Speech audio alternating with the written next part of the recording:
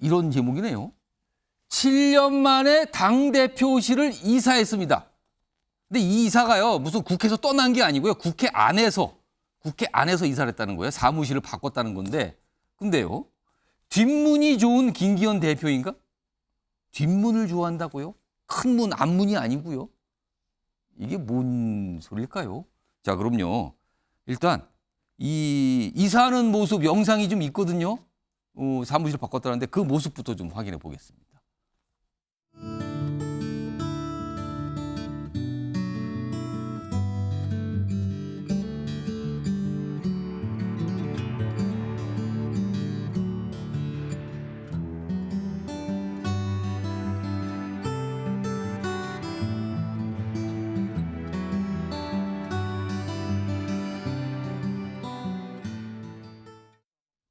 지금 국회 본관 2층이거든요. 228호. 여기가 지금 당대표실로 바뀐 곳이에요. 이사 간 건데.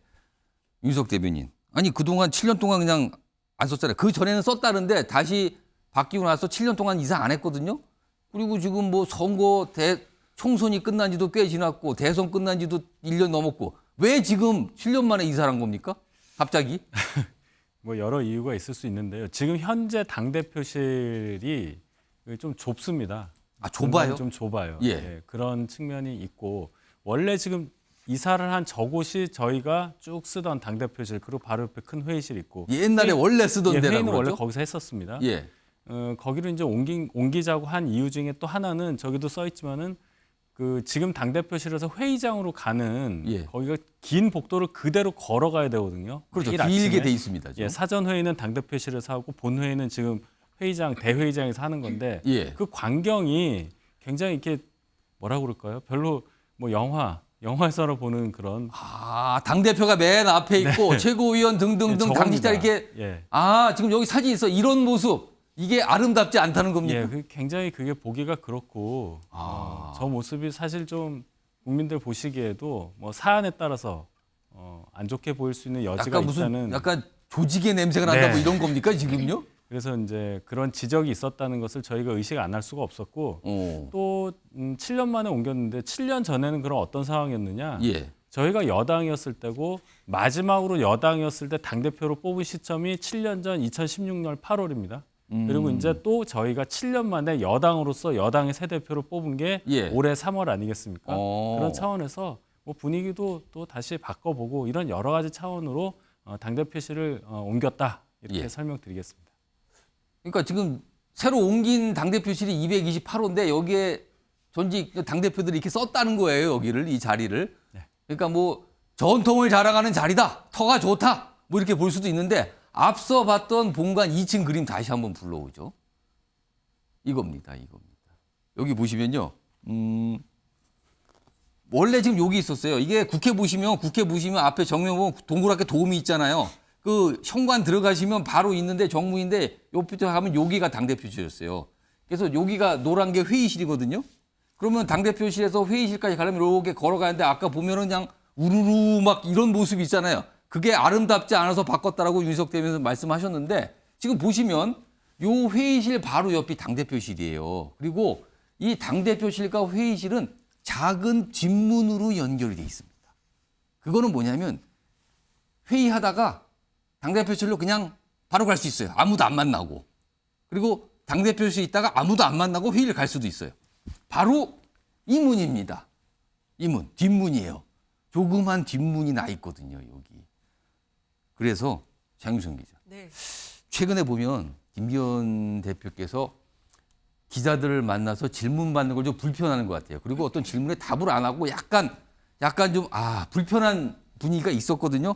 혹시 기자들 안 만나고 싶어서 뒷문이 있는 곳으로 이동한 거 아니냐 이런 시각도 있습니다. 네, 그래서 오기 전에 제가 정당 출입 기자들한테 왜 그런 거 같냐 이렇게 물어봤어요. 여당 출입 기자한테. 그랬더니 질문 은근히 길거든요, 그 복도가. 그래서 이제 또 천천히 갈 수밖에 없어요. 왜냐하면 기자들이 많이 있기 때문에. 예. 그리고 그 사이에 물어볼 수 있는 게 굉장히 많이 있습니다. 기자들 근데 사이를 가려면 그거 한 몇 분 걸리거든요. 몇 분 걸려요. 예. 왜냐면 사람이 많기 때문에. 복도는 좁고 이제 사람이 많기 때문에 최대한 물어볼 수 있는 거 웬만한 거 다 물어볼 수 있어요. 그러니까 사실상 그거를 기자들은 이제 백브리핑이라고 얘기를 하는데요. 거기서 사실 중요한 내용이 나와요. 그렇습니다. 또 거기서. 그때 또 중요한 얘기가 나오고 필요에 따라서는 정치인들이 하고 싶은 얘기가 있을 때 그때 서가지고 얘기도 하고 그러거든요. 근데 이제 지금 최근에 얼마나 곤란한 이슈가 많이 있습니까? 최고위원들 뭐 김재원 최고 또 태영호 최고, 조수진 최고 이 연일 이어지는 망언 릴레이에다가 여기에 더다 정광훈 목사건도 정광훈 있죠. 목사건도 있죠. 그리고 또 뿐만 아니라 정부에서 하고 있는 이 외교 안보와 아. 관련된 여러 가지 이슈들에 대해서 기자들이 물을 수 있는 거를 다 묻고 또 아무 말도 안 하고 그냥 가면 또 무례하다, 뭐 태도가 왜 저러냐 이런 비판이 나오니까 또 말을 안 할 수도 없어요. 예. 그러니까 아예 곤란하니까 이사를 가버려서 그냥 질문을 차단하겠다 이런 뜻으로 기자들은 해석을 하고 있는 것 같습니다. 지금 약간 언론이나 일각에서 이런 시가 있거든요. 이거 혹시 기자들 질문 받기 싫어서 그런 거 아니야. 이거를 오해를 불식시키시려면요. 김기현 대표가 다음 월요일부터 또 회의 있잖아요. 그러면은 회의하고 뒷문으로 안 가시면 돼요. 나와서 앞으로 나와서 잠깐 기자들 보고 들어가시면 됩니다. 그러실지 어떨지 모르겠습니다. 첫날부터 뒷문 이용하시면요. 그거 봐 소리 나옵니다. 분명히요. 지금요. 자, 이런 가운데요. 사실은 최근에 최고위원들이 잇따라 구설에 휘말렸잖아요. 이와 관련해서 당내에서 목소리를 내신 분이 있는데 들어보시죠. 최고위원들 설화 계속 이어집니다. 당 망할 수도 있다 이런 얘기 나옵니다. 정말 걱정입니다. 네. 지금 결국 이렇게 되면은 징계해가지고 해결이 되질 않아요. 징계하기 시작하면요 남아나질 않을 것 같아요. 방금 있었던 김병민 최고위원 혼자 앉아 있을 것 네. 같다. 어쩔 수 없이 대표가 끌고 가야 된다. 그거밖에 없고 최고위원들이 메시지를 내는 것에 대해 가지고 빈도나 강도를 좀 조절하도록 대표가 좀 리더십 발휘해야 되는 거 아닌가 싶습니다. 그러니까 이른바 사골치신 최고위원들이 요새 최고위원회 불참이거든요. 한 분씩 한 분씩 자꾸 늘어나요. 지금 숫자가. 자, 이런 상황을 보고 일단 김기현 대표 당 정치권 일각에서 지금 삼재가 껴도 보통 낀 게 아니다. 이런 얘기까지 나오는 거거든요. 그러니까 최고위원들 계속 구설 있죠. 지지율은 그 사이에 당이 빠지고 있죠. 그리고 이 정광훈 목사건은 계속 살아있죠. 그리고 외교 관련돼서 현안 질문하면 곤란한 질문이 많이 나오죠. 그러니까 이건 너무 곤란하다는 거잖아요. 민현주 의원님. 네. 당대표실을 바꿀 게 아니라 무슨 정치를 취해야 되는 거 아닙니까?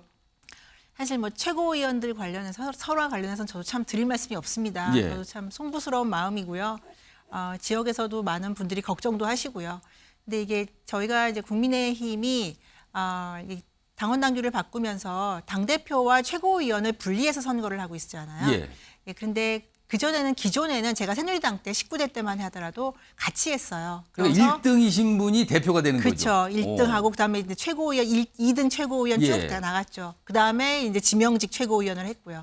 근데 그때 보면 그 당시에만 보더라도 최고위원회 전당대회 나가는 분들이 주로 최소한 재선 이상이 되신 분들이 국회 경험도 있고 의정 활동을 했었고 정치를 한 지 꽤 시간이 오래된 분들이 그래서 그런 분들이 이제 성숙도를 가지고 최고위원회 지도부에 들어가서 많은 현안들을 다뤘죠. 중요한 의사결정도 하고. 예. 그런데 이제 얼마 전부터 저희가 이제 당원 당규를 바꾸면서 이게 분리가 됐는데요.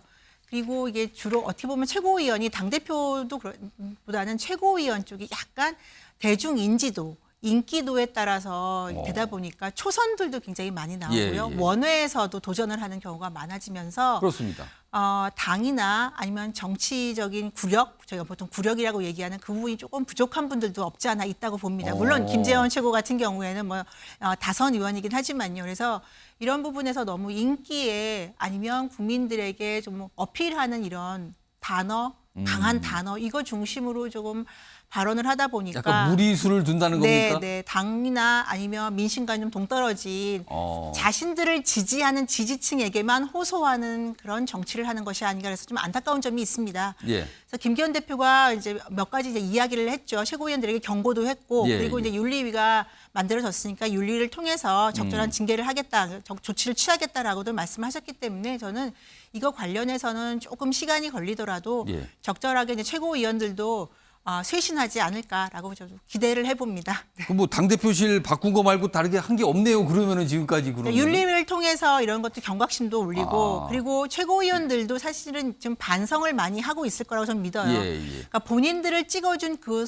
소수의 지지층이 아니라 국민 예. 전체를 봐야 된다고 국민의힘 지지층도 본인들을 찍은 지지자 말고 사실 굉장히 많거든요. 예. 그 국민의힘 지지층도 넓게 보고선 정치를 해야 된다는 걸 이번에 한 달 정도의 기간 동안에 많이 배우고 반성하지 않았을까 싶어요. 그러니까 김기현 대표의 리더십 얘기가 자꾸 나오고 있는 상황이거든요. 뭐 뭔가 좀 분위기를 바꾼다는 차원. 그러니까 당대표실을 이사했다는 거는 아마 그런 측면도 있을 것 같은데 어떤 모습인지 다음 주 월요일이면은 첫 모습을 좀 볼 수 있습니다. 기다려 보겠습니다.